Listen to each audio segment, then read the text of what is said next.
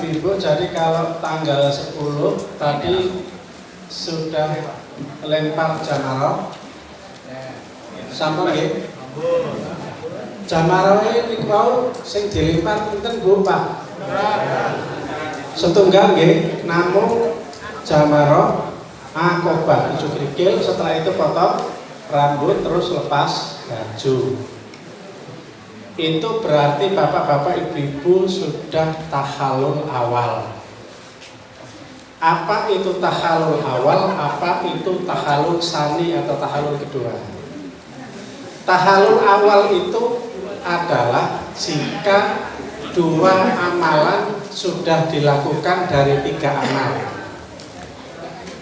Apa? Yang pertama adalah lempar jamroh akobah 7 krikil. 2, memotong rambut. Yang ketiga, tawaf ifadah. Napa Pak? Nggih, tawaf ifadah niku tawaf keliling Ka'bah ping 7 dilajengaken kalih sa'i nggih ping 7. Kalau 2 amalan ini sudah dikerjakan dari 3, itu berarti sudah tahalul awal. Kalau semua sudah dikerjakan berarti sudah tahalul sani. Ya. Nah, tadi disampaikan oleh Ustaz Amar bedanya tahalul awal dan tahalul sani apa? Kalau tahalul awal itu semua larangan sudah boleh kecuali apa Ustaz? Nah gitu nggih. Niku jenengan pados ten fikih mboten enten. Nggih, fikih niku kudu cetha maksudnya berhubungan badan suami dan istri. Jelas nggih Pak? Nah, tapi bapak-bapak ibu-ibu tidak usah khawatir karena di sana juga tidak ada tempatnya. Nggih, teng tenda niku mengki rame-rame nggih mboten angsal nggih. Dadi ini mboten masalah ya. Nah, dan di tanggal 10 itu nanti fa insyaallah jamaah amal syuhada memang tidak ifadah dulu. Hampir semua jamaah haji reguler itu tidak ada yang ifadah di tanggal itu. Kenapa? Tidak ada transportasinya. Kalau kita mau jalan jauh, gitu ya. Nah, saya kembali urutkan amalan-amalan di tanggal 10. Pertama, bapak-bapak, ibu-ibu, saya jelaskan bagaimana Rasulullah SAW menjalankan dulu di tanggal itu.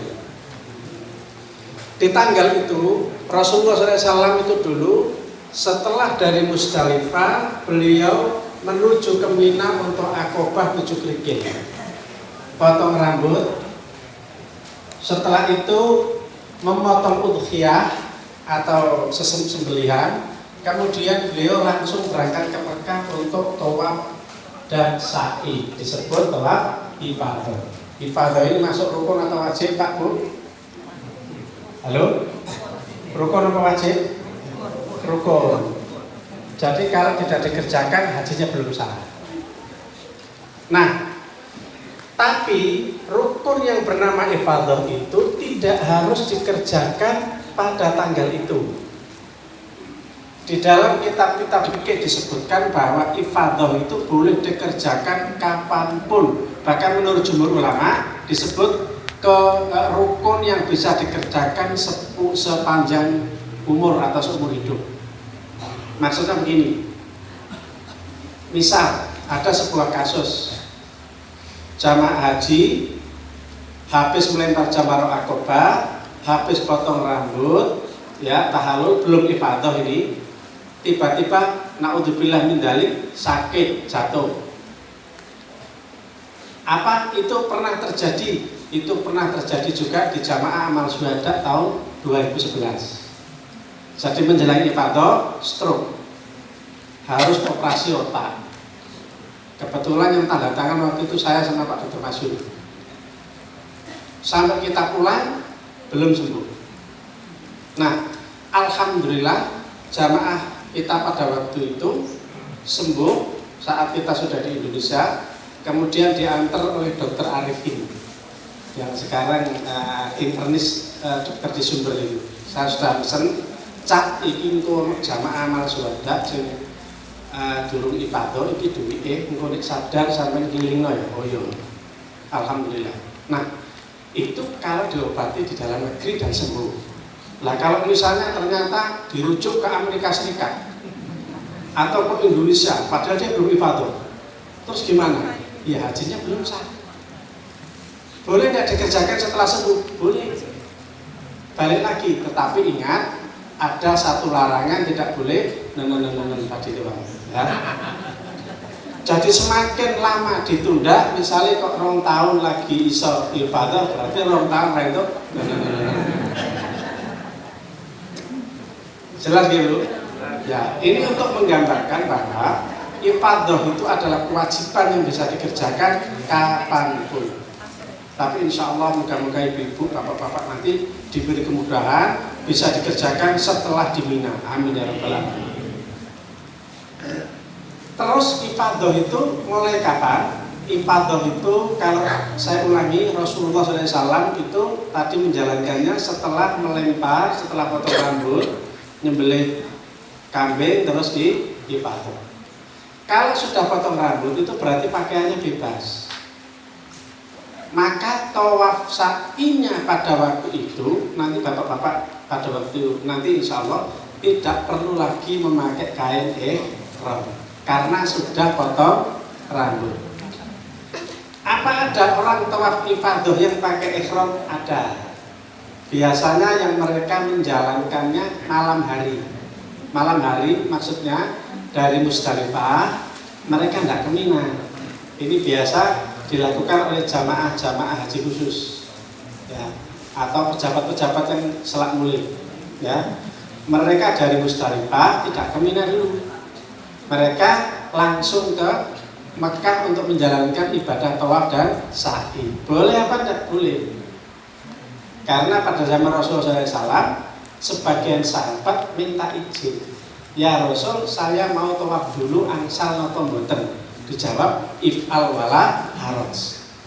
If'al wala haraj. Dadi mangke panjenengan niku kok panggil enten sing numindake ibadah sa'i bengi-bengi sak derenge panjenengan rasa dirasani itu ngeten dalil. Nah biasanya karena mereka belum potong rambut, mereka pakai ihram dan sa'i baru potong rambut. Nanti akobahnya tidak pakai ihram. Jenengan tahu akobahnya itu sing ngangge ihram tau? Lah ngoten. Diwolak-walik. Jelas ini nggih?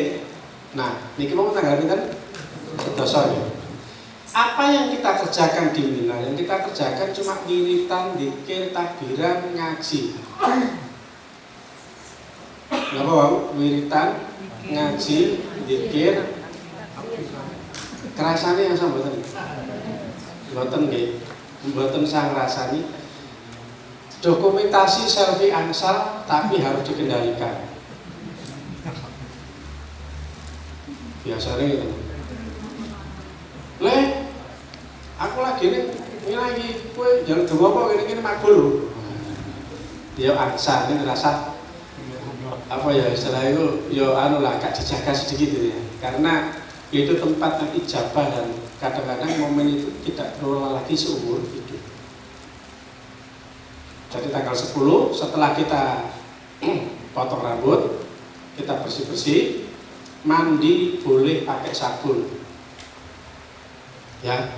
Dan saya sarankan bapak-bapak, ibu-ibu tolong perhatikan kepentingan bersama. Karena nuwun sewu biasanya pun jamaah Indonesia niku kulino siram niku ping kali 5. Napa ping 3. Niki sale sekali tiap Arab niku paling di seminggu pisah, seminggu ping kali itu cukup ya. Nah Indonesia niku sedina niku ping kali. Biasane nek ado suwe. Enten ibu-ibu niku biasane tenggene lebet olah niku nuwun sewu nyuci, Pak. Ya kok sempet-sempete. Nah maka nanti bapak-bapak, ibu-ibu biasakan saat di Mina itu kita camping. Jadi biasakan menggunakan hal-hal yang sifatnya itu disposal, ya sekali pakai celana ya sekali pakai terus ditaruh di tempat sampah. Itu nanti insya Allah memperingan dan mempermudah pada hati. Setelah itu kita nunggu Tanggal berapa nunggu? Untuk tanggal 11, 12, 13. 11, 12, 13 itu yang kita kerjakan apa? Yang kita kerjakan adalah melempar jamrah, ula, wusta, akobah. Ula berapa kali? 7. Wusta 7. Akobah 7. Total 21 kerikil. Kapan mulainya? Mulainya adalah ba'da zawal, setelah zuhur. Fikih afdolnya setelah zuhur. Karena zuhur itu panas, ngentang-ngentang luar biasa. Biasanya kita lakukan sore hari. Pun rada adem piye. Kita siapkan 21 krikil. Nanti insya Allah diperagakan. Cara melemparnya sama dengan akobah. Diusahakan Ka'bah ada posisi kiri, di posisi kiri, ya. Tapi prinsipnya Ka'bah di sebelah kanan juga tidak masalah. Kenapa Ka'bah posisinya diposisikan sebelah kiri? Rasulullah dulu begitu. Kenapa Rasulullah dulu begitu? Karena dulu jamarat itu nempel karo gunung. Jadi memang area lemparnya itu ya hanya di situ. Apakah pernah ada athar yang melakukan melempar dari arah sebelahnya? Ada. Umar bin Khattab pernah melempar dari seberang gunung, di mana posisi Ka'bah itu ada di sebelah kanan. Karenanya mau kanan mau kiri oke. Kita tidak usah mempersulit diri sendiri. Tapi nanti kalau insya Allah pembimbing mengajak posisi sebelah kiri, oke, insya Allah, alhamdulillah. Kita lempar Bismillahirrahmanirrahim, kelotak, Bismillahirrahmanirrahim, kelotak, Bismillahirrahmanirrahim. Pastikan dia masuk di dalam lubang. Kalau mencelat keluar harus diganti. Maka siapkan serep. Setelah itu kita minggir doa. Doa nanti insya Allah dipimpin.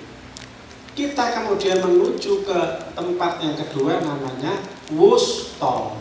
7 krikil. Bismillahirrahmanirrahim, Bismillahirrahmanirrahim, Bismillahirrahmanirrahim, Bismillahirrahmanirrahim, Bismillahirrahmanirrahim. Minggir, kemudian kita menengadah berdoa. Siapkan doa-doa yang bagus. Ya, semua doa bagus. Tapi sahabat, para ulama sering sekali menyusun redaksi doa itu yang bagus, menyentuh. Nah, itu nanti masuk banyak waktu ibu-ibu untuk menyusun puisi doanya. Gitu ya, sejak di sini disiapkan ini. Jadi kalau di sana itu tidak sempat buka buku, tidak sempat karena nanti ada lautan ribuan jutaan manusia. Jadi kalau nanti buka dulu ini malah ditabrak. Upayakan kita sudah hafal, sudah tahu apa yang kita mau minta sama Allah. Kemudian kita berjalan ke Abu Qubah, Bismillahirrahmanirrahim, kelotak, Bismillahirrahmanirrahim, kelotak, Bismillahirrahmanirrahim. 7. Di tempat yang ketiga ini kita tidak ada acara doa, langsung balik kanan ke tenda sambil takbiran. Allahu Akbar, Allahu Akbar, Allahu Akbar. La ilaha illallah, wallahu akbar. Allahu Akbar walillahil hamd. Ibu-ibu lek ngastos semprotan nggih. Nggih. Niku mengki enten fungsine. Panjenengan menawi mlampah saking Jamarot ngene tenda niku jarake tebih. Pinten kilo, Sat? 7 kilo, 4 kilo, PP 8 kilo, 3,5 4 kilo tergantung tendanya. Jenengan bisa bayangkan mataharinya agak lumayan panas. Mangke bapak-bapak gosong, jadi jenengan mungkin semproti kasihnya tetap glowing, ya, glowing. Yang baku adalah tidak dehidrasi. Tapi tidak usah khawatir karena di area jalan sekarang sudah diberi semprotan air. Jadi jenengan jalan sudah disemprotin, ya. Bukan buatan. Nah, itu tadi tanggal berapa, Bu? 11. Balik ke tenda kita kerjakan apa? Zikir, ngaji, wiritan, mengkene enten takbiran, mengkene enten sing ngisi pengawasan nggih, derek pengawasan pun niku. Kali istirahat. Maka ibu-ibu, bapak-bapak jangan sampai tidak bawa mushaf Al-Quran. Harus punya program selama haji khatam minimal 2 kali atau 3 kali. Mungkin diprogram. Apa-apa sih gitu bisa, ya. Terutama nanti di Mina tuh waktunya cuma untuk ngaji dan minum. Tanggal 12 sama. Kita akan mengulangi untuk melempar ula wusta akobah. Kemudian bagi yang nafar awal check out di tanggal 12, bagi yang nafar sani nanti keluar dari Mina di tanggal 13. Tanggal 13 nanti yang kita kerjakan sama. Gitu ya. Saya pikir itu amalan di tanggal 10, 11, 12 dan 13. Insya Allah amal syuhada programnya adalah nafar sani. Ibu-ibu, bapak-bapak kalau di sini semangat, saya pokoknya nafar sani. Begitu sampai di sana lihat antrian toilet, lihat antrian makan, waduh kira iso nafar awal welah. Wong padha sae padha sunai ngono ya. Karena yang kebayang apa? Antri kamar mandi, antri makan dan sak piturute. Padahal Pak Bu, kemarin kami ada training bersama Kementerian Agama dan di situ disampaikan yang mengambil nafar awal itu 68%. Atau kalau dibulatkan berapa? 70%. Artinya apa? Tendone kosong. Jadi pandingan kalau pengen bal-balan menggone Mina, mungkin nafar sani. Lalu gimana? Mereka mungkin nggak betul kan yang salah. Pokoknya wis gue bal-balan tanggal 13. Malah. Jadi tidak usah terbebani. Tetapi bagi yang punya udzur, misalnya nuwun sewu ingkang sakit, ingkang S3 sampun sepuh sangat gitu ya. Itu nanti bisa mutawif untuk mengarahkan mengambil rukhsah di nafar awal. Itu aja yang bisa saya sampaikan. Ada pertanyaan? Pun jelas nih. Pun nggih. Monggo Ustaz. Sinten MC ini? Ya, Ustaz Harno. Assalamualaikum warahmatullahi wabarakatuh.